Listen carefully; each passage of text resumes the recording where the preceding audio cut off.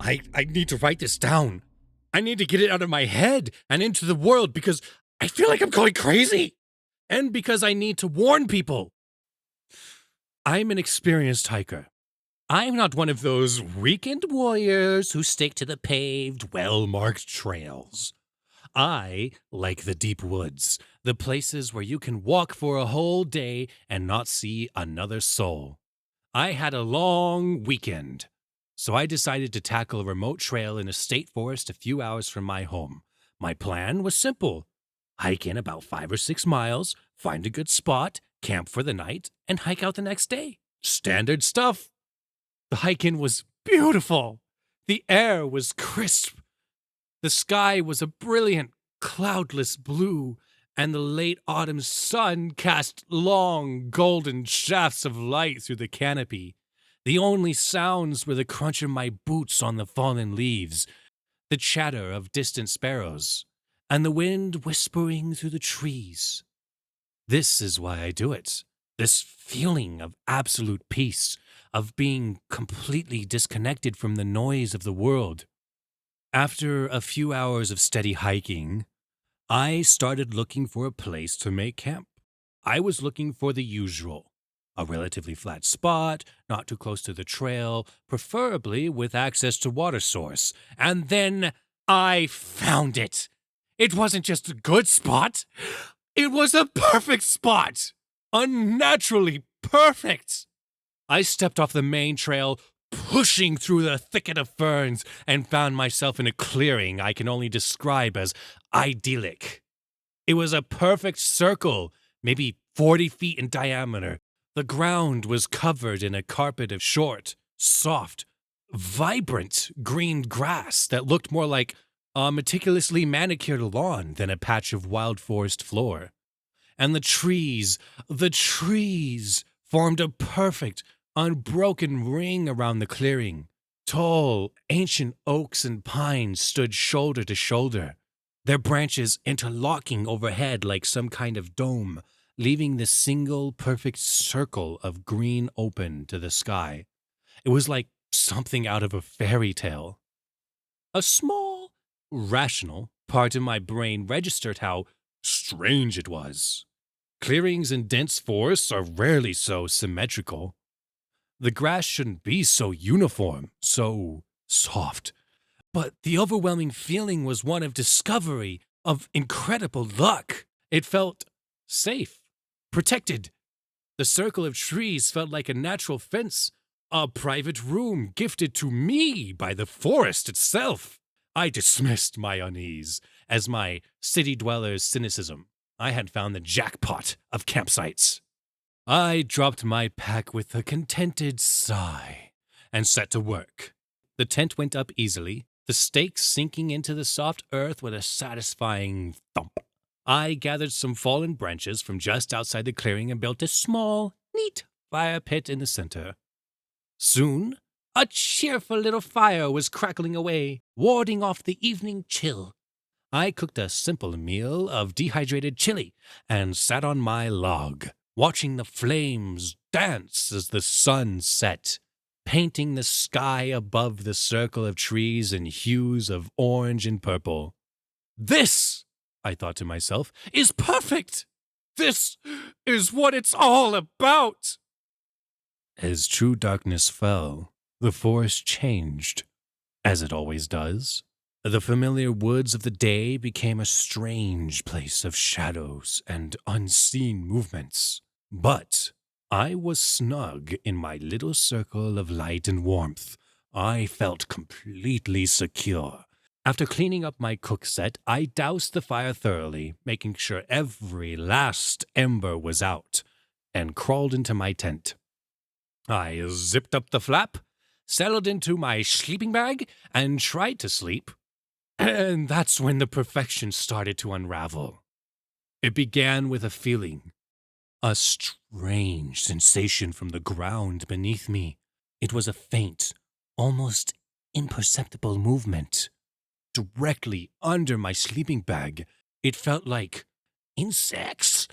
A whole lot of them, moving around just under the tent floor. A low-grade, creepy, crawly feeling. I tried to ignore it. I'm in the woods, after all. There are bugs. I pulled my sleeping bag tighter around me and closed my eyes, focusing on the gentle sounds of the night. But I couldn't sleep. The feeling persisted, a constant, subtle, wriggling sensation against my back. It wasn't painful. It was just wrong. Then the noises started. They came from outside the tent, from the ring of trees surrounding the clearing. A soft snap of a twig, the dry rustle of leaves. At first, I assumed it was just an animal, a deer, maybe a raccoon, but the sounds were too regular. Snap, rustle, snap. They seemed to be moving slowly around the perimeter of the clearing, like someone is moving around me in the darkness. My heart started to beat a little faster.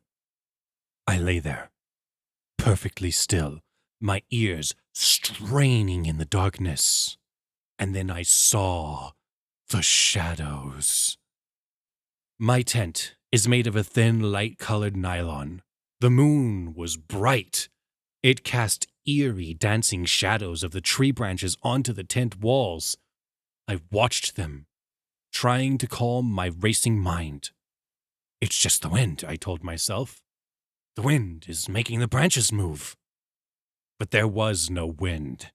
The air was dead still. Yet the shadows on my tent walls were moving, not just swaying, but actively, deliberately shifting. They were long, thin, finger-like shadows, and they were stroking the outside of my tent. I could see them sliding up the walls, tracing the seams like curious probing fingers. I sat, bolt upright, my breath caught in my throat. I grabbed my powerful flashlight from the mesh pocket beside me. My hand was shaking. I flicked it on, pointing the bright white beam at the tent wall. The shadow vanished in the glare. I swept the beam around the inside of the tent. Nothing. Just me, my gear, and my hammering heart. I turned the light off. The shadow fingers returned, caressing the thin fabric. I was terrified now. The feeling from the ground had intensified. It wasn't just a vague wriggling anymore. It was faster, more deliberate. It felt like 1,000 tiny needles tapping against the floor of the tent from underneath. I fumbled around for the flashlight again, my hands slick with sweat, and pointed the beam down at the tent floor beside my sleeping bag.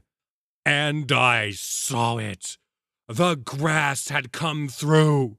Dozens of thin blade-like shoots of the soft, green grass had pierced the thick nylon floor of my tent. They were sticking up, maybe half an inch, like a patch of freshly sprouted lawn. But that wasn't the worst part. They were moving! They were swaying back and forth in perfect, horrifying unison. Swish, swish, swish, a tiny, hypnotic, rhythmic motion. They weren't just blades of grass. They were something else. Cilia, teeth, feelers. They were testing the air inside my tent. They were trying to find me.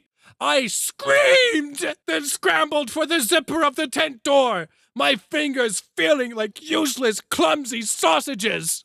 The sound of the zipper was obscenely loud in the silence. I burst out of the tent and stumbled to my feet in the center of the clearing, whipping the beam of my flashlight around wildly. The clearing was empty. The circle of trees stood silent and still. For a moment, a sliver of hope, of denial, cut through my panic. Maybe I was hallucinating. Maybe I had finally lost it. Then I turned the flashlight back on my tent, and the world fell out from under me. The tree branches weren't coming from the trees. They were coming from the ground. Dozens of thick, Dark, root-like tendrils, the color of wet earth, had erupted from the soft green grass of the clearing. They were wrapped around my tent, constricting it, squeezing it like a giant boa constrictor. The sleek dome of my tent was misshapen, buckled inwards under the pressure. The roots were fibrous and sinewy, and I could swear I saw them pulsing with a slow, rhythmic beat, like a network of dark veins. They were pulling the tent downwards into the soft earth, which seemed to be yielding, sinking. It looked like my tent was being eaten, digested. And in that moment of absolute, soul-shattering horror, I understood. I didn't think. I didn't grab my pack. I didn't try to save my expensive gear. My phone, my wallet, they were all in the tent. A tent that was currently being swallowed by the ground. The only thing I had was the flashlight in my hand and the clothes on my back. I ran. I ran for the gap in the trees that led back to the trail, my feet pounding on the soft, living earth. I felt a strange, sucking sensation with every step, as if the ground itself was trying to hold me back. I crashed through the ferns and onto the hard-packed dirt of the trail, and I didn't stop. The run through the forest was a blur of pure animal panic. The beam of my flashlight bounced and jittered, illuminating a chaotic, terrifying slideshow of dark tree trunks, twisted roots, and gaping black shadows. Every rustle of leaves was the creature, its tendrils slithering after me. Every shadow was its gaping maw. I ran until my lungs felt like they were on fire, until my legs were jelly, until I was sobbing and gasping for air. After what felt like an eternity, I saw it. A glint of reflected light through the trees. My car. The sight of that familiar man-made object was the most beautiful thing I have ever seen. I burst out of the woods and into the small gravel parking area, fumbling in my pocket for the spare key I always kept there. My hands were shaking so violently, it took me 3 tries to get it into the lock. I threw myself into the driver's seat, slammed the door, and locked it. I sat there for a moment, my chest heaving, listening to the sound of my own ragged breathing.